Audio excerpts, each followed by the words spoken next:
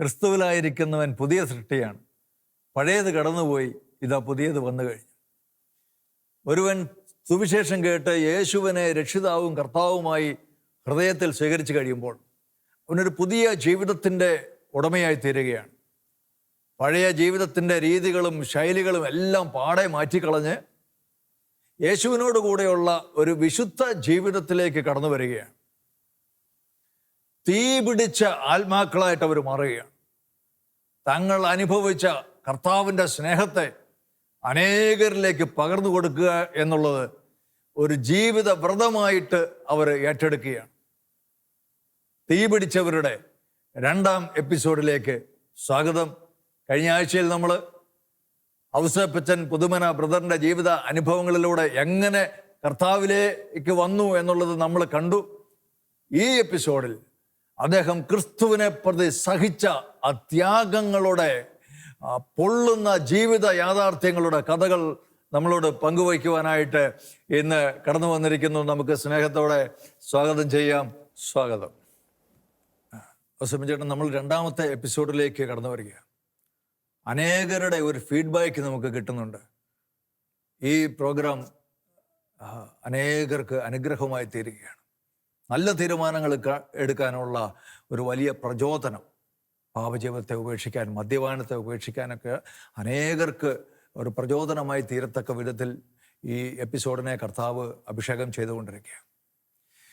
അവസാനം ഞാൻ ഈ അനുഭവത്തിലേക്ക് കടന്നു വന്നപ്പോൾ നേട്ടങ്ങളാണോ കോട്ടങ്ങളാണോ ജീവിതത്തിൽ കൂടുതലായിട്ട് അനുഭവിക്കേണ്ടി വന്നത്? ഈ ഒരു അനുഭവത്തിലേക്ക് കടന്നു വന്നപ്പോൾ എൻ്റെ ഹൃദയത്തിൽ 100% സന്തോഷം അനുഭവിക്കാൻ സാധിച്ചെങ്കിൽ പോലും സാമ്പത്തികമായ വലിയൊരു പ്രതിസന്ധിയിലേക്ക് ഞാൻ കടന്നുപോയി. മാസം അല്ലെങ്കിൽ വർഷത്തിൽ ലഭിച്ചുകൊണ്ടിരുന്ന കോടികളുടെ വരുമാനം ഒരു നിമിഷം പെട്ടെന്നില്ലാതാകുക.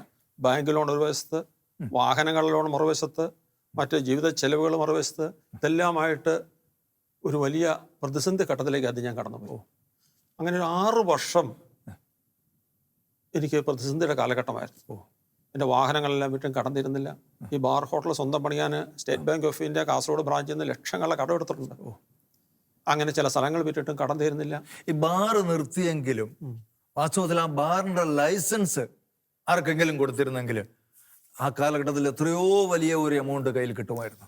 എന്തുകൊണ്ടാണ് അതുപോലും ആ ലൈസൻസ് പോലും ആർക്കും കൊടുക്കണ്ട എന്ന് തീരുമാനിച്ചത്? ഞാൻ ബാർ നടത്തുന്നതും മറ്റൊരാൾക്ക് നടത്താൻ കൊടുക്കുന്നതും എഫക്റ്റിൽ ഒരുപോലെയാണ്. അതിനൊരു വരുമാനം ഞാൻ വാങ്ങിക്കൊണ്ട് ലൈസൻസിന്റെ വില കുറഞ്ഞ് വിറ്റ് ഞാൻ ആ ബാർ ലൈസൻസ് നടത്താൻ അനുവാദം കൊടുക്കുന്നതും ഞാൻ നടത്തുന്നതായിട്ട് എന്താ മാറ്റമുള്ളത്? ഞാൻ ആ മദ്യവ്യവസായം അല്ല മദ്യപാനം അതൊരു വലിയ തിന്മയാണെന്നുള്ള ബോധ്യത്തിൽ അടച്ച ഞാൻ പട്ടിണി കിടന്ന് മരിച്ചാലും ഈ ബാർ ലൈസൻസിന് വേണ്ടി വലിയ കോടികളായിട്ട് ആൾക്കാർ വന്നു. അവരോട് ഞാൻ പറഞ്ഞു സാധ്യമല്ല, തരില്ല, സാധ്യമല്ല. പട്ടിണി കിടന്ന് മരിച്ചാലും വീട്ടിൽ ആ ബാർ ലൈസൻസ് കൊടുത്ത് പണം എനിക്ക് വേണ്ട, ഞാൻ തീരുമാനം. ഇത്ര വലിയ സാമ്പത്തിക ബാധ്യതകളിൽ നിൽക്കുമ്പോൾ പോലും അത് കോടികൾ കിട്ടാമായിരുന്ന വരുമാനം ഉച്ചിഷ്ടം പോലെ തള്ളിയാണ്. അതിനുശേഷം ബാർ ലൈസൻസ് കൊടുത്തിട്ട് പണം ഉണ്ടാക്കിയ പിന്നെ ഞാൻ തന്നെ നടത്തിക്കൂടെ?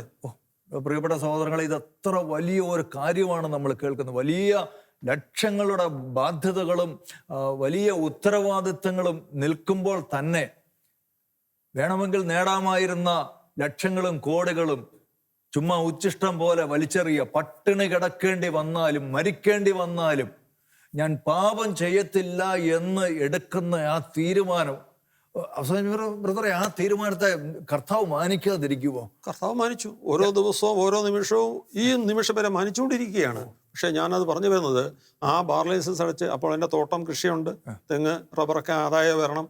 പക്ഷേ 90 മുതൽ 96 വരെയുള്ള എൻ്റെ വർഷങ്ങളിലെ ജീവിതം വളരെയധികം സാമ്പത്തിക തകർച്ചയിലൂടെ വളരെ വിഷമിച്ച് വളരെ വേദനിച്ച് റേഷനരി വാങ്ങി പോലും ഭക്ഷണം കഴിക്കേണ്ട സ്ഥിതിയിലേക്ക് വന്നിട്ടുണ്ട്. ഒരു ധനാഢ്യനായിരുന്ന ഒരു മനുഷ്യൻ പക്ഷെ റേഷനരി പോയി വാങ്ങിച്ചുകൊണ്ട് വരേണ്ട ഒരു അവസ്ഥയിലേക്ക് വന്നു. ഞാൻ പള്ളിയിലേക്കൊക്കെ നടന്നു പോകുന്ന കാണുമ്പോൾ ആൾക്കാർ എൻ്റെ മൂക്കെ കൈവച്ചനെ കളിയാക്കിയിട്ടുണ്ട്. ബെൻസുകാരൊക്കെ വിറ്റ് കളഞ്ഞ്. അതെ, അല്ല, വിജയാദിനായ ഒരു വ്യക്തി പറയാം, ഒരു വ്യക്തിയോട് പറയാം, ബ്രദറെ, നിങ്ങൾ ഇങ്ങനെ നടക്കുന്ന കാണുമ്പോൾ നമുക്ക് സങ്കടം തോന്നും. നിങ്ങൾ ഒരു കാലത്ത് ഓരോ ദിവസവും ഓരോ കാറിൽ നടന്ന വ്യക്തി ഇപ്പോൾ ഇങ്ങനെ നടക്കുന്ന കാണുമ്പോൾ ഞങ്ങൾക്ക് സങ്കടം വരുമെന്ന് പറഞ്ഞിട്ടുണ്ട്. ഞാൻ പറഞ്ഞു, എൻ്റെ ദൈവം എൻ്റെ കാലിന് നല്ല ബലം തന്നിട്ടുണ്ട്. ആ കാസർഗോഡുള്ള ഹൈന്ദവനും മുസൽമാനും അവനെ കുടിപ്പിച്ചിട്ട് അവനെ നശിപ്പിച്ചിട്ട് എനിക്കൊരു വരുമാനം വേണ്ട, അതെൻ്റെ ദൈവം യേശുക്രിസ്തു ആഗ്രഹിക്കുന്നില്ല. ശരിക്കും ഇത് വളരെ വളരെ വളരെ വിലപ്പെട്ട ഒരു സാക്ഷ്യമാണ്. എനിക്ക് റേഷനരി വാങ്ങിയ കാര്യം ഞാൻ ആരോടും പറഞ്ഞില്ല, എനിക്കത് പ്രശ്നമല്ല. അനുഗ്രഹങ്ങൾക്ക് വേണ്ടി മാത്രം ദൈവത്തെ സമീപിക്കുമ്പോൾ കാരണം ഇവിടെ നേട്ടമായിരുന്നതൊക്കെ ചുമ്മാ ഉപേക്ഷിക്കാനായിട്ടുള്ള ഈശോ എനിക്ക് വേണ്ടി എനിക്ക് നൽകിയ വില അത്ര വലുതാ. ഈശോ സ്വന്തം ജീവൻ എനിക്ക് വേണ്ടി നൽകിയത്, എൻ്റെ രക്ഷയ്ക്ക് വേണ്ടി, ആത്മരക്ഷയ്ക്ക് വേണ്ടി. അങ്ങനെ നൽകിയ യേശുവിന് എനിക്ക് വേണ്ടി യേശു ഇത്രയും കഷ്ടപ്പെട്ടെങ്കിൽ ഈശോയ്ക്ക് വേണ്ടി എനിക്ക് എന്തുകൊണ്ട് കഷ്ടപ്പെട്ട് കൂടാ, സഹിച്ചു കൂടാ? വാഹനങ്ങളില്ല, നല്ല ഭക്ഷണമില്ല, നല്ല വസ്ത്രമില്ല. 6 വർഷം ഞാൻ വളരെയധികം വേദനിച്ച് മുന്നോട്ട് പോയ കാലഘട്ടങ്ങളാണ്. അതിൻ്റെ ഇടയിലുണ്ടൊരു സംഭവം ഞാൻ ഓർക്കുക. അതിന് ഇടയിൽ എൻ്റെ മകന് ഒരു സർജറി ആവശ്യം വരിക. Vellore medical college. എന്ത് രോഗമായിരുന്നു? ട്യൂമറായിരുന്നു തലയിൽ. മൂത്ത മകനാണ്, അവൻ്റെ പേര് സോണി എന്നാണ്. അവന് ആ ട്യൂമർ രോഗത്തിന് വേണ്ടി ഓപ്പറേഷൻ വരിക. എത്രാമത്തെ വയസ്സിൽ? മരിച്ചുപോയി. മരിക്കുന്നത് 25ാമത്തെ വയസ്സിലാണ്. അതിന് 10 വർഷം മുമ്പ് ഈ ഒരു ഓപ്പറേഷൻ ആവശ്യം വന്നു. 50,000 രൂപ ആയിട്ട് ഇന്ന ദിവസം വരാൻ അപ്പോയിൻമെൻറ്റ് കിട്ടി. എൻ്റെ പണമില്ല. തേങ്ങ വിറ്റ് കിട്ടിയത് 10,000 രൂപ ആകെയുണ്ട്. ബാക്കി 40,000 രൂപ എൻ്റെ കയ്യിലില്ല. ഈ അവസരത്തിൽ എൻ്റെ സഹോദരങ്ങളെല്ലാം നല്ല സാമ്പത്തിക ഭദ്രതയുള്ളവർ. അവരെല്ലാം ചോദിച്ചു, അവസരിച്ച് എത്ര വേണം പണം? ഞാൻ പറഞ്ഞു, വേണ്ട, ദൈവം തരും, എനിക്ക് തരുന്ന ബോധ്യത്തിൽ ഞാൻ നിൽക്കുക. ഈ ഓപ്പറേഷന് വെല്ലൂരേക്ക് ട്രെയിൻ കയറേണ്ടതിന് 3 ദിവസം മുമ്പ് ഞാൻ പണ്ട് മധ്യവ്യവസായി ആയിരുന്ന കാലത്ത് അടച്ച ഇൻകം ടാക്സ് കൂടിപ്പോയി എന്ന് പറഞ്ഞ് ഒരു ഗവൺമെന്റിന്റെ ചെക്ക് എനിക്ക് വരിക. ഞാൻ ഇതുകൊണ്ട് ബാങ്ക് കൊടുത്തു, അപ്പളെ ക്യാഷ് ചെയ്തോ പണമായിട്ട് പോയി. സമയത്ത് ഞാൻ പറഞ്ഞു വരുന്നത് ആവശ്യമുള്ള കൃത്യ തുക 40,000 ആവശ്യം. ആ തുകയുടെ ചെക്ക് 41 39 അല്ല. ദൈവത്തിന്റെ ഒരു പരിപാലനമാണ്. എന്നെ ദൈവം എന്തുമാത്രം സ്നേഹിക്കുന്നു. ആ ദൈവത്തിന്റെ പരിപാലന വിശ്വാസത്തെ വളർത്താനും ആ പരിപാലനം എല്ലാം ബോധ്യപ്പെടാൻ കാരണമായി. പ്രിയപ്പെട്ടവര്, ആ മകൻ ഞാൻ പറഞ്ഞല്ലോ 2005 ഡിസംബർ 15-ാം തീയതി മരിച്ച് സ്വർഗത്തിലേക്ക് പോയി. ആ മോൻ പറയുക, പപ്പ കരയണ്ട, മമ്മി കരയണ്ട, നിങ്ങൾ ഇതിനെ കരയുന്നു. അപ്പൊ നിത്യജീവനെ കുറിച്ചുള്ള ഒരു വലിയ ബോധ്യം അതിനു മുമ്പ് തന്നെ ബ്രദറിന് കിട്ടി. എന്റെ മകനും കിട്ടി. മകന്റെ മരണം പോലും വാസ്തവത്തിൽ ഒരു പരിധിക്കപ്പുറത്ത് മാനസികമായിട്ട് നമുക്ക് ദുഃഖമുണ്ട് തീർച്ചയായിട്ടും. പക്ഷെ അതിനപ്പുറത്ത് ഒരു വലിയ പ്രത്യാശ. ജീസസ് യൂത്തായിരുന്ന മകൻ പറയാ, പപ്പ കരയണ്ട, മമ്മി കരയണ്ട, ഞാൻ സ്വർഗത്തിലേക്കാ പോകുന്നേ, ഞാൻ സ്വർഗത്തിലേക്ക് പോകും, നിങ്ങൾ കരയണോ? അവൻ എത്രാമത്തെ വയസ്സിലാണ്? 25-ാമത്തെ വയസ്സ്. 25-ാമത്തെ വയസ്സിൽ നല്ല ചോരത്തിളപ്പോടുകൂടി ഓടാവുന്ന പ്രായത്തിൽ പറയുകയാണ്, ഈശോയുടെ അടുത്തേക്ക് ഞാൻ ഇന്ന് മരിച്ചാൽ ഞാൻ സ്വർഗത്തിലേക്കാ പോകുന്നത്, അതുകൊണ്ട് നിങ്ങൾ ദുഃഖിക്കണ്ട. വളരെ വളരെ സഹനങ്ങളുടെ കാലഘട്ടം ഞാൻ കടന്നു പോവുക. അത് അനുഭവം ഉണ്ടായി. അന്ന് മരിച്ചടക്കിന് ഒരുപാട് വൈദികർ, സിസ്റ്റേഴ്സ്, 2 പിതാക്കന്മാര് ആ ശവസംസ്കാരം. അപ്പൊ ചിലരെങ്കിലുമൊക്കെ ഒരു സംശയത്തിന്റെ ഒരു മുന ഇങ്ങോട്ട് നീണ്ടുവരാനുള്ള സാധ്യതയുണ്ടല്ലോ. അതായത് താങ്കൾ കർത്താവിനെ അറിഞ്ഞു, സുവിശേഷം പറയാൻ തുടങ്ങി, എന്നിട്ട് എന്തുകൊണ്ട് നിന്റെ മകനെ രക്ഷിച്ചില്ല എന്നൊരു ചോദ്യം എവിടുന്നെങ്കിലും വന്നായിരുന്നു. ചോദ്യം എൻ്റെ ഉള്ളിലും തോന്നി, പലരും ചോദിക്കുകയും ചെയ്തു. അത് ശരി, ദൈവമല്ലേ എൻ്റെ മകനെ നൽകിയ ദൈവമല്ലേ, ദൈവത്തിന്റെ അവകാശം, അവന്റെ ആത്മാവിനെ എടുക്കാനുള്ള അവകാശം ദൈവത്തിന്റെ നല്ല ബോധ്യം കിട്ടി. ആ മകനോട് പറഞ്ഞത് തന്നെയാണ്, ഈ ജീവൻ തന്ന ദൈവം, ജീവന്റെ അവകാശം ദൈവത്തിന് എപ്പോഴും എടുക്കാൻ അവകാശമുണ്ട്. ആ ഒരു ബോധ്യമായി ഇന്ന് എനിക്കുള്ളത്. ഇന്ന് എൻ്റെ ജീവിതത്തിൽ ഇപ്പോഴും മരണം വന്നാൽ ഞാൻ എന്നെ സ്വാഗതം ചെയ്യും. കാരണം എൻ്റെ ദൈവത്തിൻ്റെ അടുത്തേക്ക് പോകും, ഞാൻ ഇതിനെ വേദനിക്കണം. ഈ മകൻ മരിച്ചതിന്റെ ആ ദുഃഖത്തെയൊക്കെ നമുക്ക് ഈ പ്രത്യാശയോടുകൂടെ അതിജീവിക്കാൻ സാധിച്ചു. എൻ്റെ കുടുംബത്തിന് സാധിച്ചു. ആ മരിച്ച അടക്ക് കഴിഞ്ഞ് അന്ന് രാത്രിയിൽ ഞങ്ങൾ കുടുംബാംഗങ്ങളെല്ലാം കൂടി ഒരു കൊന്തയിൽ പ്രാർത്ഥന കഴിഞ്ഞു. എൻ്റെ മകള് ബൈബിൾ വായിക്കാൻ എടുത്തു. എൻ്റെ മകളുടെ പേര് ടീന എന്ന്, മരിച്ചുപോയ മകൻ്റെ പേര് സോണി എന്ന്. ഞാൻ മോളോട്, മോളെ പ്രാർത്ഥിക്കട്ടെ, ഞാൻ ഇങ്ങനെ പ്രാർത്ഥിച്ചോയെ, എൻ്റെ മകൻ്റെ അവസ്ഥ ഇപ്പോൾ എന്താ? വചനമാണല്ലോ യേശുവാണല്ലോ വചനം, ദൈവമാണിത് ബൈബിൾ. ഈ ബൈബിൾ പ്രാർത്ഥിച്ച് ഞങ്ങൾ ബൈബിൾ തുറക്കുമ്പോൾ ഞങ്ങളുടെ കണ്ണീരൊപ്പുന്ന വചനം ലഭിക്കണമേ എന്ന് പറഞ്ഞ് ഞങ്ങൾ ഒരുമിച്ച് പ്രാർത്ഥിച്ച് ഒരു പാട്ടും പാടി വചനം എടുത്തു. എൻ്റെ മകൾക്ക് കിട്ടിയ വചനം ശൂന്യമായ കല്ലറയാൻ. അപ്പോൾ എൻ്റെ ഭാര്യ പെട്ടെന്ന് ബൈബിൾ പഠിച്ചു. ഈശോ നീ എന്നോടൊന്ന് പറയും ഈശോ എന്ന് പറഞ്ഞ് എൻ്റെ ഭാര്യ പ്രാർത്ഥിച്ചു. അവൾക്ക് അതിനെ കിട്ടി ശൂന്യമായ കല്ലറ. ഞങ്ങൾ നന്ദി പറഞ്ഞ് അത്താഴം കഴിക്കാൻ പോകും. ഇനി കുഴിക്കകത്തല്ല, അവിടെ ഇല്ല, അവൻ എത്തേണ്ടോടത്ത് എത്തി. അവിടെ ഇരുന്നിട്ട് ഞാൻ ഭക്ഷണം കഴിച്ച് ഞാൻ പെട്ടെന്ന് ഞാനും എൻ്റെ ഈശോയുടെ തോന്നുന്നു, ഞാനും ബൈബിൾ ഈശോ നീ എന്നോട് പറഞ്ഞില്ലല്ലോ, ഈശോയെ നീ എന്നോട് സംസാരിക്കണമേ, വചനത്തിലൂടെ സംസാരിക്കണമേ, എൻ്റെ കണ്ണീരൊപ്പണമേ എന്ന് പറഞ്ഞ് ഞാനും പ്രാർത്ഥിച്ച് കണ്ണടച്ച് ബൈബിൾ തുറന്നു. ഇനി കേട്ട് വചനം യേശുവിൻ്റെ പുനരുദ്ധാനം. ഒരേ രീതിയിൽ. അതിനുശേഷം ഇന്ന് വരെ എൻ്റെ മകനെ ഓർത്ത് ഞാൻ കരഞ്ഞിട്ടില്ല. ഞാനിന്ന് അഭിമാനിക്കുന്നു, സന്തോഷിക്കുന്നു. ഞാൻ എൻ്റെ കാര്യം ഓർത്തിട്ട് എനിക്ക് കർത്താവിന്റെ കയ്യിലെത്തി. എൻ്റെ അവസ്ഥ എന്താ എനിക്കറിയില്ല. പൗലോസ് പറയുന്നില്ലേ, ഈശോ എന്നെ സ്വന്തമാക്കിയെങ്കിലും ഞാൻ യേശുവിനെ സ്വന്തമാക്കിയെന്ന് എനിക്കറിയത്തില്ല. ഈശോനെ സ്വന്തമാക്കി, ഞാൻ യേശുവിനെ സ്വന്തമാക്കിയിട്ടില്ല. ആ ഒരു തിരിച്ചറിവോടെ ഞാൻ ഇന്ന് ഈശോയെ സ്വന്തമാക്കാൻ ഓടുക.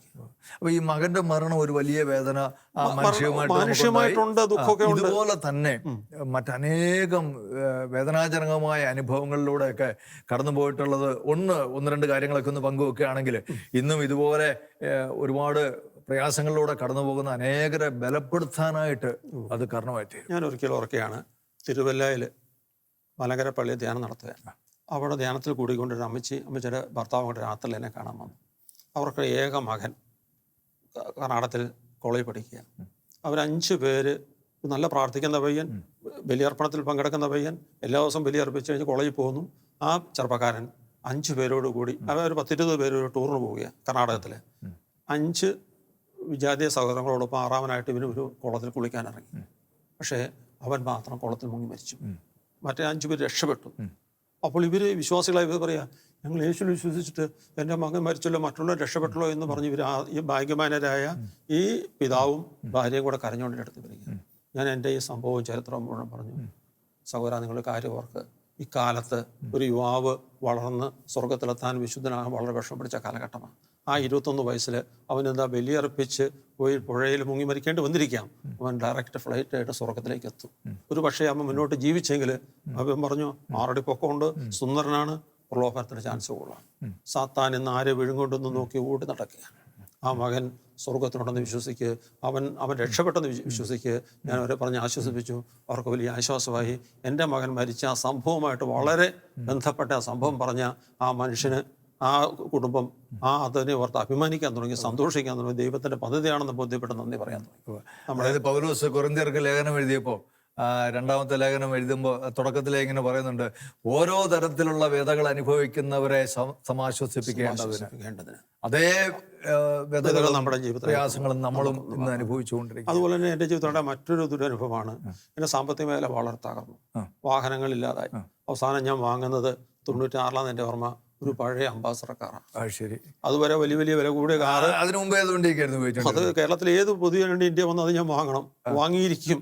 അങ്ങനെയെന്നാൽ ഞാൻ ഈ പഴയ ഒരു അംബാസഡർ മേടിച്ചപ്പോഴത്തെ ഗ്യാസ് കയറ്റി, ഗ്യാസ് കണക്ഷൻ്റെ പെട്രോളിന് അധികം വില കൂടുമല്ലോ, ഇത് കയറ്റി ഈ വണ്ടി ഉപയോഗിച്ച് ഞാൻ യാത്ര എൻ്റെ മക്കൾ വരെ എൻ്റെ വണ്ടിയിൽ കയറിയല്ല, നിന്ന് പോകും. ഒരു ദിവസം ഞാൻ കാഞ്ഞങ്ങാട്, എൻ്റെ വീട് തൊഴുകയാണ്, തൊഴുകയ്ക്ക് മക്കളെ കാറേക്കാന്ന് അവർ കയറിയല്ല, ഞങ്ങൾ ട്രെയിനെ വന്നേക്കാന്ന് അവർ പറഞ്ഞു. കാരണം എൻ്റെ ജ്യേഷ്ഠ സഹോദരങ്ങളൊക്കെ എല്ലാം ബെൻസ് കാറുണ്ട്, അവരുടെ ഇടയിൽ എൻ്റെ ഈ കാറ് പോയി തള്ളാൻ അവർക്ക് നാണക്കേടാ. സ്റ്റാർട്ട് ചെയ്യായില്ലെങ്കിലും അവർ ഞങ്ങൾ പുറകെ വന്നോളാം, അപ്പോൾ പൊക്കോളാം പറഞ്ഞു. ഞാൻ പറഞ്ഞു, പറയപ്പെട്ടവർ, ഇതെല്ലാം നമ്മുടെ ജീവിതത്തിൽ ഒരുപാട് സഹനങ്ങളിലൂടെ കടന്നുപോയി. പക്ഷെ അതിനൊക്കെ അപ്പുറത്ത് ശരിക്കും ഇങ്ങനെ ഒരു എന്താ പറയുക, എനിക്കൊരു ഭക്ഷണം കഴിക്കാൻ പോലും പ്രയാസപ്പെടുന്ന, നല്ല ഭക്ഷണം കഴിക്കാൻ പറ്റാത്ത അവസ്ഥ. നല്ല ഒരു കാലത്ത് അടിച്ചു പൊളിച്ച് ജീവിച്ച് ഞാൻ യേശുവിനെ പ്രതി നിന്ന് വളരെ സഹനത്തിലൂടെ വലിയ നല്ല രീതിയിലുള്ള ഭക്ഷണം കഴിക്കാൻ പറ്റാവുന്ന എനിക്ക് ഉള്ളിൽ വിഷമം ഉണ്ടായിട്ടില്ല. എൻ്റെ കാറെല്ലാം വിറ്റിട്ടും വിഷമം ഉണ്ടായിട്ടില്ല. എൻ്റെ ആർഭാട ജീവിതം പോയിട്ട് എനിക്ക് സങ്കടമായിട്ട് സന്തോഷമുള്ളൂ. എനിക്ക് എപ്പോഴും സന്തോഷം. അവിടെയാണ് സഹോദരങ്ങളെ, അവിടെ അത് വളരെ പ്രധാനപ്പെട്ട ഒരു കാര്യമാണ്. നേട്ടമായിരുന്നതൊക്കെ നഷ്ടമായപ്പോഴും അല്ലെങ്കിൽ നഷ്ടമാക്കിയപ്പോഴും ഉള്ളിൽ സന്തോഷത്തിന് യാതൊരു കുറവുമില്ല, അല്ലേ? കാര്യം ഞാൻ ഓർക്കുക, ആ മദ്യവ്യവസായി ആയിരുന്ന കാലഘട്ടത്തിൽ രാത്രിയിൽ ഒരു സ്മോളൊക്കെ അടിക്കാൻ എനിക്ക് ഉറക്കം പറ്റില്ല. അന്ന് ഇന്ന് കിടക്കണ താമസം നല്ലൊരു ഉറക്കം കിട്ടും. രാവിലെ 4 മണിക്ക് വിളിച്ചേപ്പിക്കുന്നത്, പിന്നെ പ്രാർത്ഥിക്കാൻ സാധിക്കും. വലിയൊരു സമാധാനം കുടുംബത്തിൽ, വലിയൊരു സന്തോഷം കുടുംബത്തിൽ, പരിശുദ്ധമാവിൻ്റെ ഒരു പ്രവർത്തനം കുടുംബത്തിലുണ്ടായി. പിന്നെ എനിക്കുണ്ടായൊരു എപ്പോഴെങ്കിലും ഒരു കാര്യം ചോദിക്കട്ടെ, ഈ അടുത്ത ഈ തീരുമാനം തെറ്റായിപ്പോയി, പഴയ ബാർ മുതലാളിയായിട്ട് ജീവിക്കുന്നതായിരുന്നു നല്ലത്, അങ്ങനെ ഒരു ചിന്തയൊക്കെ എപ്പോഴെങ്കിലും കിടന്നു? അങ്ങനെ ഒരു ചിന്ത ഉണ്ടായിട്ടില്ല എന്ന് മാത്രമല്ല, ഈ 5 വർഷം നടത്താനെ ഓർത്ത് ഞാൻ ഇന്നും ദുഃഖിക്കുന്ന കൂട്ടത്തില്ല. 5 വർഷം ഞാൻ ഈ പാപം ചെയ്യേണ്ടി വന്നല്ലോ. അതിന് പ്രകാരം എത്രയോ പേര് കാസർഗോഡ്, കണ്ണൂർ ജില്ലകളിൽ മദ്യം കഴിച്ച് എത്ര കുടുംബം നശിച്ച് കാണും, എത്ര അപകടങ്ങൾ ഉണ്ടായി കാണും, എന്തെല്ലാം പാപപ്രവർത്തനം ഉണ്ടായി കാണും. അതിനെ ഓർത്ത് ഞാൻ ഇന്ന് ഈശോയുടെ മാപ്പ് ചോദിച്ചിട്ടുണ്ട്. ഇന്നും എൻ്റെ ബലിയിലെ ഒരു പ്രാർത്ഥന, കർത്താവേ, എൻ്റെ കഴിഞ്ഞാല ജീവിതത്തിൽ ഞാൻ മൂലം വേദനിച്ചവരെല്ലാം ആശ്വസിപ്പിക്കണം ഞാൻ പ്രാർത്ഥിക്കാം. മറ്റൊരു സഹനം എനിക്ക് പറയാനുള്ളത് എൻ്റെ മകളുടെ വിവാഹ സമയത്താണ്. ഞാൻ പറഞ്ഞല്ലോ, എൻ്റെ മൂത്തമൻ സോണി മരിച്ചുപോയി. എൻ്റെ രണ്ടാമത്തെ മകൾ ടീന. അവൾ വിവാഹ സമയത്ത് സാമ്പത്തികമായ പരിമിതിയിൽ നിൽക്കുമ്പോൾ എൻ്റെ സുഹൃത്തുക്കളായ ആൾക്കാരാണ്, ബന്ധുക്കളും കുറച്ച് ചിലരെങ്കിലും ആക്ഷേപിച്ചു, എടാ നീ ആ ബാറൊക്കെ നടത്തി കൂടുതലുണ്ടായിരുന്നെങ്കിൽ നിൻ്റെ മകളെ ഇപ്പം നല്ലൊരു സ്ഥലത്തേക്ക് കെട്ടിക്കാമായിരുന്നു. അപ്പോൾ എൻ്റെ മകള് ബിടെക് എടുത്തതിന് ശേഷം, ബിടെക് ഡിഗ്രി എടുത്തു, കാണാൻ ആവറേജ് ഭംഗിയാണുള്ളത്. അവൾക്കൊരു പ്രത്യേകതയുണ്ട്, 5 അടി 10 ഇഞ്ച് പൊക്കമുണ്ട്. ഇത്രയും പൊക്കമുള്ള ഈ പെൺകുട്ടി എങ്ങനെ കെട്ടിക്കുമെന്ന് പറഞ്ഞാണ് ഇവരെന്നെ കളിയാക്കുന്നത്. പക്ഷേ എൻ്റെ മകള് വിശുദ്ധി ജീവിച്ചൊരു മകളാണ്. അവള് ചെറുപ്പത്തിലെ വചനം കേട്ട് ധ്യാനിച്ചും പ്രാർത്ഥിച്ചും വിശുദ്ധി ജീവിക്കുന്ന മകളാണ്. അവളുടെ കാര്യം കർത്താവ് നോക്കുമെന്ന് എനിക്കറിയാം. ബൈബിളിൽ വചനമുണ്ട്, വിശുദ്ധ മത്തായി 6:33, ആദ്യമായി ദൈവരാജ്യത്തോടത്തെ നീതി അന്വേഷിപ്പിൻ ബാക്കിയെല്ലാം കൂട്ടിച്ചേർത്ത്. നിനക്കൊരു 3-4 കോടി കൊടുത്താൽ എനിക്ക് നല്ല പെണ്ണിനെ കിട്ടിയെന്ന്, ചെറുക്കനെ കിട്ടിയെന്നൊക്കെ പറഞ്ഞു ആക്ഷേപിക്കുമ്പോൾ ഞാൻ പറഞ്ഞു, ഇത് എൻ്റെ മോളല്ല, ദൈവത്തിൻ്റെ മോളാണ്. ദൈവത്തിൻ്റെ മോളെ ദൈവം കെട്ടി, ദൈവത്തിൻ്റെ മോളെ ദൈവം കെട്ടി, ഞാനല്ല കെട്ടിക്കേണ്ടത്. പ്രിയപ്പെട്ട ഒരു അത്ഭുതം എന്ന് പറയട്ടെ, ഈ മകളെ ഒരു ചെറുക്കനെ കാണാൻ വന്നു. ആ മകൻ്റെ പേര് എൻ്റെ മരിച്ചുപോയ മകൻ്റെ അതേ പേര് സോണി. 6 അടി പൊക്കം. അവന് വേണ്ടത് 5 അടി 10 ഇഞ്ച് പൊക്കമുള്ള പെണ്ണിനെ, വീട്ടൊക്കെ ഡിഗ്രി ഉള്ള പെണ്ണിനെ, വലിയ സാമ്പത്തികം വേണ്ടാത്ത പെണ്ണിനെ.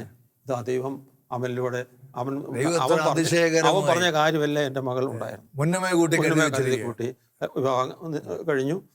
രണ്ടുപേരും ബിടെക്കാരാണ്, എഞ്ചിനീയേഴ്സാണ്.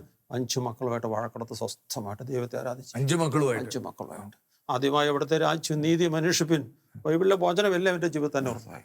സ്വർഗത്തെ പ്രതി, നിത്യജീവനെ പ്രതി ആ പാപ വരുമാനം വേണ്ടെന്ന് വെച്ചുകൊണ്ട് അവിടുത്തെ സുവിശേഷം എത്തിക്കൊണ്ട് കേരളത്തിലും ഇന്ത്യയിലും ലോകത്തെമ്പാടും പല രാജ്യങ്ങളിലും ഒരുപക്ഷെ ബാറ് നടത്തി അതിൻ്റെ ആ വലിയ വരുമാനം ഉണ്ടായിരുന്നെങ്കിൽ ഇത്ര സൗഭാഗ്യകരമായ ഒരു ജീവിതം ഒരിക്കലും ഒരുപക്ഷെ കിട്ടുമെന്ന്. ഞാൻ എൻ്റെ അനുഭവത്തിൽ എൻ്റെ സുഹൃത്തുക്കളായ പല മദ്യവ്യവസായികളുണ്ട്. അവരുടെ ജീവിതം എനിക്കറിയാമല്ലോ, നേരിട്ട് കണ്ടു, ഇന്നും കണ്ടുകൊണ്ടിരിക്കുക. അവരുടെ അതിനെ പിന്തിരിപ്പിക്കാൻ ഞാൻ വേണ്ടി വളരെ ശ്രമിക്കുന്നു. പല കുടുംബങ്ങളിലും സമാധാനമില്ല, കാരണം സ്വസ്ഥതയില്ല. നമ്മൾ ചെയ്യുന്ന ആ മദ്യം ഒഴിച്ചു കൊടുക്കുമ്പോൾ എത്ര കുടുംബം തകരുന്നത്. ആ തകർച്ച അതുപോലെ പ്രതിഫലിക്കുന്നതായ ദൈവത്തിന്റെ ശിക്ഷ പോലെ തോന്നിപ്പോവുക. ഒരുപാട് കുടുംബങ്ങളിൽ കണ്ണീരില്ല. അത് കൈക്കൂലി ആയാലും മദ്യവ്യവസായമായാലും ബ്ലേഡ് കമ്പനി ആയാലും ഇതുപോലെ അനാമത്ത് പണം ഉണ്ടാക്കുന്ന ഏതെങ്കിലും വ്യക്തി സന്തോഷമായി ജീവിക്കുന്നുണ്ടോ? ഇല്ല. വാസ്തവത്തിൽ നമ്മുടെ ഇത് കേട്ടുകൊണ്ടിരിക്കുന്ന അനേക ലക്ഷക്കണക്കിന് മനുഷ്യരില് വിശ്വാസമുള്ളവരും ഇല്ലാത്തവരും കർത്താവിനോടുള്ള ബന്ധത്തിൽ ജീവിക്കുന്നവരും അല്ലാത്തവരും ഒക്കെ ആയിട്ടുള്ള ഒരുപാട് ആൾക്കാരുണ്ട്. പ്രിയപ്പെട്ട സഹോദരങ്ങളെ, ഈ ഔസേപ്പച്ചൻ പുതുമനയുടെ ഈ ജീവിത അനുഭവങ്ങൾ നമ്മുടെ അനേകരുടെ കണ്ണു തുറപ്പിക്കേണ്ടതാണ്. പണം നമുക്കൊരിക്കലും സമാധാനമോ യഥാർത്ഥമായ സന്തോഷമോ തരത്തില്ല എന്നുള്ളത്, മറിച്ച് പണമല്ല വലുത്. പണമില്ലെങ്കിലും കർത്താവ് കൂടെ ഉണ്ടെങ്കിൽ നമ്മുടെ എല്ലാ ആവശ്യങ്ങളും തക്ക സമയത്ത് ഒരു കുറവും കൂടാതെ ദൈവം നടത്തി തരുമെന്നുള്ളതിന് ഇതിനേക്കാൾ വലിയ ഒരു തെളിവ് വേറെ എന്താ വേണ്ട? ആ ധൂർത്തപുത്രൻ്റെ അനുഭവം, ബൈബിളിലെ ആ ഒരു സംഭവം എൻ്റെ ജീവിതത്തിൽ അന്വർത്ഥമായി. ആ ധൂർത്തപുത്രൻ അപ്പനും അമ്മയും മൂത്ത സഹോദരനോടും പിണങ്ങി വീതം മേടിച്ച് തമ്മിൽ തല്ലി വഴക്കുണ്ടാക്കി അവൻ ദൂരദേശത്ത് പോയി പാപം ചെയ്ത് ജീവിച്ചു. മാതാപിതാക്കളെയും സഹോദരങ്ങളെയും വേദനിപ്പിച്ച് പാപത്തിൽ പോയപ്പോൾ അവൻ ദൈവത്തെ, സ്വർഗത്തെ വേദനിപ്പിച്ചു. ഈ തിരിച്ചറിവ് നമുക്കില്ല. ഞാനും ആ തിരിച്ചറിവിലേക്ക് വരാൻ ദൈവം എന്നെ സഹായിച്ചു. ഞാനും എൻ്റെ അമ്മയുടെ പ്രാർത്ഥന കേട്ടു. ഞാൻ പന്നി മേയ്ക്കാൻ പോയതാന്ന് പറഞ്ഞ അമ്മ ഇവിടെ പ്രാർത്ഥന കേട്ട് ഞാനും മാനസാന്തരപ്പെട്ട് സ്വർഗത്തോട് മാപ്പ് ചോദിച്ചപ്പോൾ, സ്വർഗത്തോട് രമ്യതപ്പെട്ടപ്പോൾ എൻ്റെ ജീവിതത്തിൽ സാമ്പത്തിക പ്രതിസന്ധി ഉണ്ടായി. ഈ ലോകത്തിന് അംഗീകാരം പോയി, വലിയ ബഹുമാനം പോയി. പക്ഷെ ദൈവം കരുതുന്ന വഴി നടത്തുന്ന അനുഭവം എൻ്റെ ജീവിതത്തിൽ ഉണ്ടായി. ദൈവം മാനിച്ചു. ഒരു വശത്തൂടെ ഈശോയെ പ്രതി ഒരു നിലപാടെടുത്തപ്പോൾ ദൈവം പലതും ഉപേക്ഷിക്കേണ്ടി വന്നപ്പോൾ ഒത്തിരി ഞെരുക്കങ്ങളും കഷ്ടങ്ങളും വന്നെങ്കിലും മറുവശത്ത് ദൈവം ഒരുപാട് മാനിച്ചു ഉയർത്തി. അനേക രാജ്യങ്ങളിൽ കർത്താവ് കൊണ്ടുപോയി, അനേകരുടെ മുമ്പിൽ നിർത്തി ദൈവത്തെ മഹത്വപ്പെടുത്തി. അതിലൂടെ നിരവധി മാനസാന്തരങ്ങൾ കാണാൻ സാധിച്ചു. ബ്രദറെ, ഒരു കാര്യം ചോദിക്കട്ടെ, ഈ സുവിശേഷ വേലയിലേക്ക് കടന്നു വന്നു കഴിഞ്ഞപ്പോഴേ സാധാരണ ഇപ്പോ പൊതുവില് ഈ അൽമായ സുവിശേഷ വേലക്കാരെ അവര് ഒരു വിലയില്ലാത്തവര്, ഔദ്യോഗികമായ അംഗീകാരമില്ലാത്തവര്, അങ്ങനെയൊക്കെയാ പൊതുസമൂഹം. അതെ, ഒരു പരിധിവരെ നേതൃത്വം പോലും അങ്ങനെയാവുന്ന അൽമായ സഹോദരങ്ങളൊക്കെ ആയിരുന്നു. എനിക്ക് അനുഭവമുണ്ട്. അപ്പോൾ ഈ ഇങ്ങനെയൊക്കെയുള്ള തിക്താനുഭവങ്ങൾ പലരും നമ്മളെ പരിഹസിക്കുകയും മാറ്റി നിർത്തുകയും ഒക്കെ ചെയ്യുന്ന ധാരാളം അനുഭവങ്ങൾ ജീവിതത്തിൽ ഉണ്ടായിട്ടുണ്ട്. ഞാൻ ഈ ബാറടച്ചതിൻ്റെ പേരിൽ എനിക്കുണ്ടായ സാമ്പത്തിക നഷ്ടം, ഈ ഭൗതിക നഷ്ടം, സ്ഥാനമാനങ്ങളൊക്കെ പറഞ്ഞറിയിക്കാൻ പറ്റാത്ത. പക്ഷെ ഞാൻ ആദ്യകാലങ്ങളിൽ 92 മുതൽ ഞാൻ സുവിശേഷ തുടങ്ങി. ആദ്യം സാക്ഷ്യമായിട്ടാണ് ഞാൻ പറഞ്ഞിരുന്നത്. ഓരോ പള്ളികളിൽ പല ധ്യാനകേന്ദ്രം സാക്ഷ്യം പറയാൻ പോകും. അന്ന് എന്നെ ഒരു ഭാഗം കാണുന്ന എന്നെ സാക്ഷ്യത്തൊഴിലാളി എന്ന് വിളിച്ചു. അങ്ങനെ സാക്ഷ്യത്തൊഴിലാളി ചില അവർ 100 രൂപ ടി ഐക്ക് വേണ്ടിയാണ് ഞാൻ വരുന്നത്. എലിയെ കൊല്ലാൻ വേണ്ടി ആരും ഇല്ലം ചുടിയല്ല. ഞാൻ എൻ്റെ യേശുവിന് വേണ്ടി എൻ്റെ കോടാനുകോടിയുടെ വരുമാനം വേണ്ടെന്ന്, ഈ ലോകത്തിന് അംഗീകാരം വേണ്ടെന്ന് വെച്ച്, ദൈവമേ ഇവർ ചെയ്യുന്നത് എന്തെന്ന് ഇവർ അറിയുന്നതിലൂടെ ക്ഷമിക്കണമെന്നല്ല. എനിക്ക് അതിന് അഭിപ്രായ വ്യത്യാസമില്ല. അവരങ്ങനെ പറയും, പറഞ്ഞില്ലേ അത്ഭുതമുള്ളൂ. യേശുവിൻ്റെ കാലത്ത് യേശുവിനെ എന്തെല്ലാം വിളിച്ചവർ, യേശുവിനെ എന്തെല്ലാം പറഞ്ഞ് പരിഹസിച്ചവർ ഇന്ന് ലോകത്തുണ്ട്. ഇത് ലോകത്തിന്റെ ഗതിയാ, നമ്മൾ അതിനോട്ട് പരിഭവിക്കേണ്ട. ഈശോയെ അറിയാത്ത കാലത്ത് ഞാനും ഇങ്ങനെ പറഞ്ഞിട്ടുണ്ട്. ഈ ധ്യാനം എന്തിനാ, ഈ പ്രാർത്ഥന എന്തിനാ, പള്ളിയിൽ നിന്ന് പ്രാർത്ഥിച്ചാൽ പോരെ. പക്ഷേ യേശുവിനെ അറിയാത്തൊരു വ്യക്തി, യേശുവിനെ സ്നേഹം അറിയാത്ത വ്യക്തി സുവിശേഷം പ്രസംഗിക്കുന്നവരെ പരിഹസിക്കുക, താഴ്ത്തി കെട്ടുക എന്ന് ഉള്ളൊരു ആത്മാവ് അവരിൽ പ്രവർത്തിക്കുന്നുണ്ട്. അതങ്ങനെ പ്രവർത്തിച്ചുകൊണ്ടിരിക്കും. നമ്മൾ അവർക്ക് പ്രാർത്ഥിക്കുക.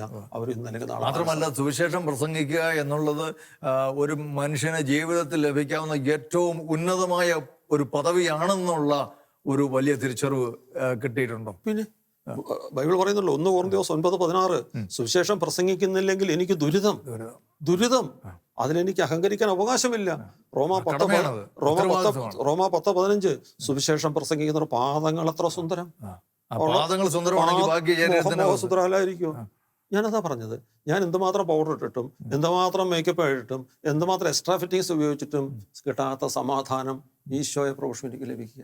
ഞാനൊരു ദേവാലയത്തിൽ ചിലപ്പോൾ 5 ദിവസത്തെ ധ്യാനത്തിന് പോകാറുണ്ട്.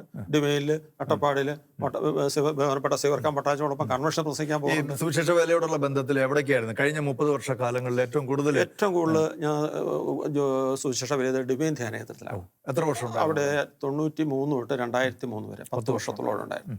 പിന്നെ മഞ്ഞാക്കലച്ചൻ്റെ കൂടെ ആദ്യം 91 തൊട്ട് 93 വരെ മഞ്ഞാക്കലച്ചൻ്റെ കൂടെ പല കൺവെൻഷനുകൾ ബോംബെ, കേരളത്തിൻ്റെ പല തുമ്പോളി, അങ്ങനെ പല സ്ഥലങ്ങളിൽ പോയിട്ടുണ്ട്.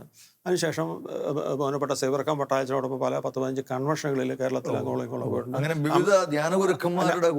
ന്യൂജേഴ്സിയിൽ, അമേരിക്കയിൽ പട്ടായച്ചനോടെ കൺവെൻഷനിൽ പങ്കെടുത്തു. ബഹുമാനപ്പെട്ട നായിക്കാമർമ്മച്ചന്, വലിയൊരു അനച്ചനോട് പല കൺവെൻഷനും കേരളത്തിൽ പങ്കെടുക്കാൻ സാധിച്ചു.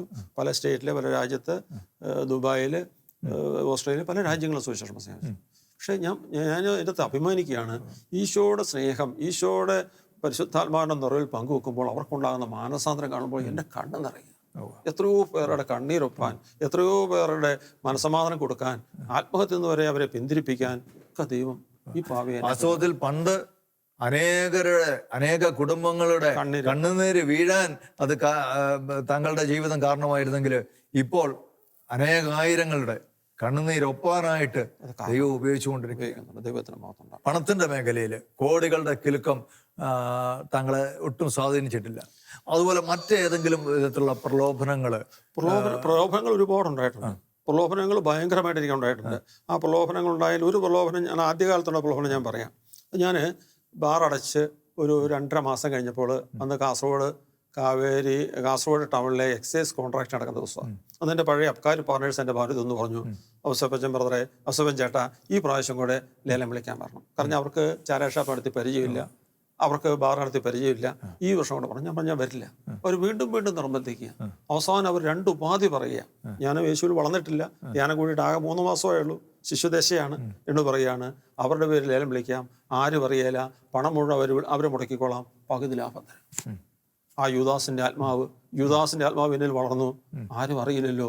ഞാൻ അവരോട് ലേലം വിളിക്കാൻ പോയി. ലേലം വളരെ ഭംഗിയായിട്ട് ലേലം ഉറപ്പിച്ചു. വലിയ ലാഭം ലഭിക്കുമെന്ന് വിചാരിച്ച എൻ്റെ പാർട്ട്നേഴ്സ്, അന്നെൻ്റെ കാവേരി ബാർ ഓടുകയാണ്. മാർച്ച് 30 വരെ ബാർ നടത്തണം. ഫിനാൻഷ്യൽ ഇയർ അങ്ങനെയാണ്. മാർച്ച് 14 തീയതി 1990 മാർച്ച് 14 തീയതി ഞാൻ എനിക്ക് മറക്കാൻ പറ്റാത്തൊരു ദിവസമാണ്. അന്ന് ആ സംഭവം ഉണ്ട്. ഈശോനെ തിരുത്തുന്ന ദൈവത്തിൻ്റെ സ്നേഹം ഞാൻ വീണ്ടും അറിയുകയാണ്. അന്ന് എൻ്റെ കാസർഗോഡ് ബാറിലേക്ക് പോയി 114 number room, office room open ചെയ്തു. അവരെനിക്കൊരു വലിയൊരു ഭക്ഷണം തരിക. അവരുടെ ചെലവിൽ എൻ്റെ ഹോട്ടലിലെ ഭക്ഷണം ഞങ്ങൾ 8-10 പേർക്ക് വീതം ഭക്ഷണം കഴിക്കുക. അവരെല്ലാം മദ്യപിക്കാൻ തുടങ്ങി. പക്ഷേ ഞാൻ മദ്യപാനം നിർത്തിയല്ലോ, അവർ മദ്യപിച്ചോട്ടെ. പക്ഷെ അവസാനം ഞാൻ വിശക്കാൻ തുടങ്ങി. ഒരു 1:30 മണി സമയമായപ്പോൾ ഞാനൊരു മത്സ്യം എടുത്ത് കടിക്കുക. ഈ മത്സ്യത്തിൻ്റെ മുള്ളെൻ്റെ നാവിലേക്ക് തറച്ചിറങ്ങി. 36 വയസ്സ് വരെ എൻ്റെ ജീവിതത്തിൽ അങ്ങനെ അനുഭവം ഉണ്ടായിട്ടില്ല.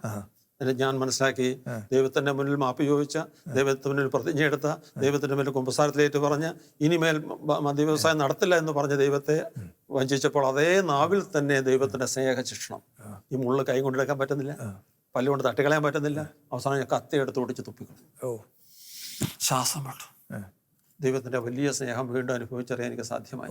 കേട്ടോ. സാത്താൻ പ്രലോഭിപ്പിക്കുന്ന ഒരവസ്ഥയിൽ ഞാനത് വീണുപോയെങ്കിലും എന്നെ സ്നേഹിക്കുന്ന ദൈവം ഒരു ശിക്ഷണം നൽകി എന്നെ അതിൽ നിന്ന് ഈ നാവ് കൊണ്ട് ഇനി ലേലം വിളിക്കേണ്ടതല്ല. അല്ല, ഈ നാവ് കൊണ്ട് ഈശോയെ ഇനി ലോകത്തിന്റെ വർത്തമാനങ്ങൾ പറയേണ്ടതല്ല. ഇതിന് സുവിശേഷം പറയേണ്ടതാണ്. നാവ് കൊണ്ട് ദൈവത്തെ വഞ്ചിച്ചപ്പോൾ അതേ നാവിൽ തന്നെ ദൈവത്തിന്റെ സ്നേഹ ശിക്ഷണം നൽകി എന്നെ സ്വന്തമാക്കിയ ദൈവം. ആ ദൈവം എന്നെ വീണ്ടും പരിപാലിച്ചു എന്ന് ഞാൻ പറയുന്നു. കാർ ആക്സിഡന്റ് ആയില്ല, എനിക്ക് കൈയൊടിഞ്ഞില്ല, എനിക്ക് ആ നാവിൽ തന്നെ ശിക്ഷണം നൽകി എന്നെ തിരുത്തി ദൈവം.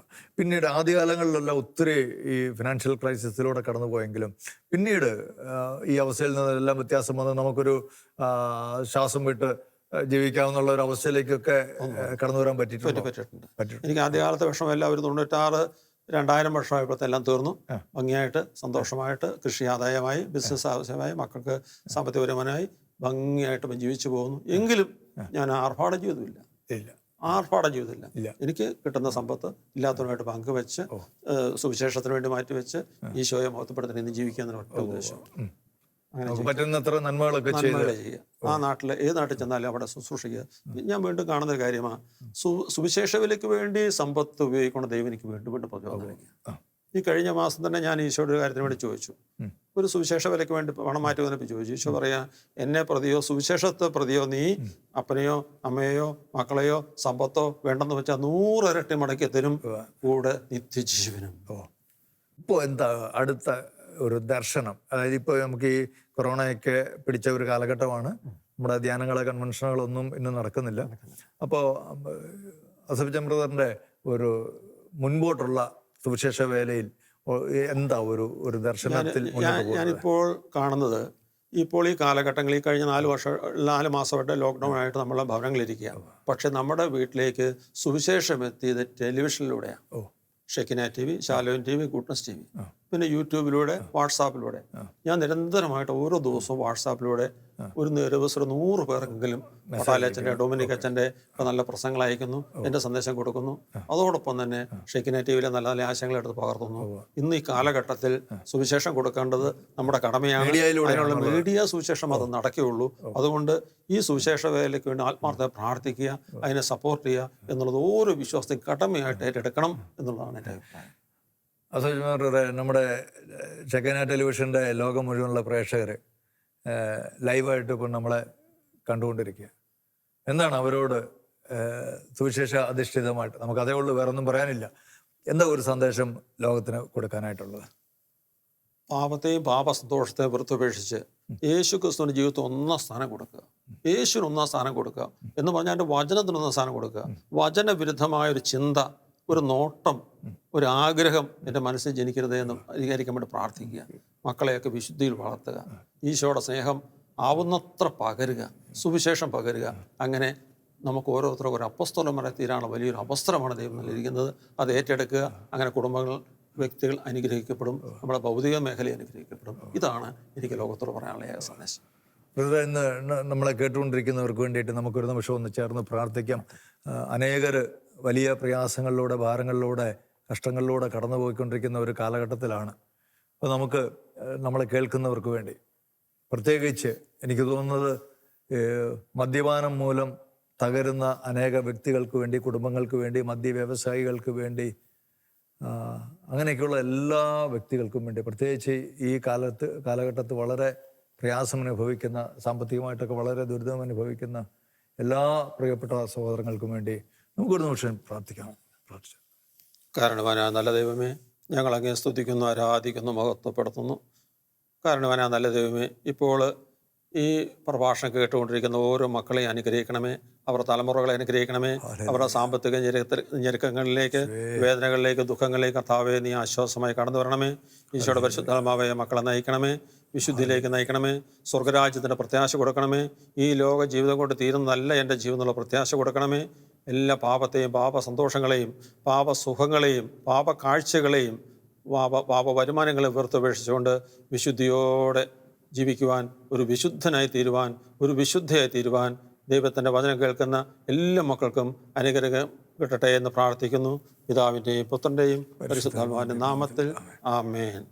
ബ്രദറെ, ഷെക്കിന ടെലിവിഷന് വേണ്ടി ഇവിടെ വന്ന് ഈ മഹത്തായ ഈ ശുശ്രൂഷ ചെയ്ത് നമ്മുടെ ലക്ഷക്കണക്കിന് മനുഷ്യരിലേക്ക് കർത്താവിൻ്റെ സ്നേഹത്തെ, ആ പരിശുദ്ധാത്മാവിൻ്റെ തീയെ, സുവിശേഷത്തിൻ്റെ തീ പകരാനായിട്ട് കർത്താവ് ഇന്ന് അങ്ങേ ഉപയോഗിച്ചു. ഇനിയും അനേക വ്യക്തികളിലേക്ക് സുവിശേഷത്തിൻ്റെ തീ പടർത്തുവാൻ ആ തീ ഒരിക്കലും കെട്ടുപോകാതെ ആളിക്കത്തിക്കൊണ്ടിരിക്കട്ടെ എന്ന് പ്രാർത്ഥിക്കുന്നു. ഷെക്കന ടിവിക്ക് വേണ്ടി, നമ്മുടെ പ്രേക്ഷകർക്ക് വേണ്ടിയും ഒത്തിരി നന്ദി നമ്മുടെ കർത്താവിൻ്റെ നാമത്തിൽ അറിയിക്കുന്നു. പ്രിയപ്പെട്ടവരെ, തീ പിടിച്ച മറ്റൊരു വ്യക്തിയുമായിട്ട്, സുവിശേഷത്തിൻ്റെ തീയുമായി നിരന്തരം ഓടിക്കൊണ്ടിരിക്കുന്ന മറ്റൊരു ദൈവദാസനുമായിട്ട് നമുക്ക് അടുത്ത ആഴ്ചയിൽ കണ്ടുമുട്ടാം. അതുവരെ കർത്താവ് തൻ്റെ കൃപയിൽ നമ്മളെ സൂക്ഷിക്കട്ടെ. Praise the Lord.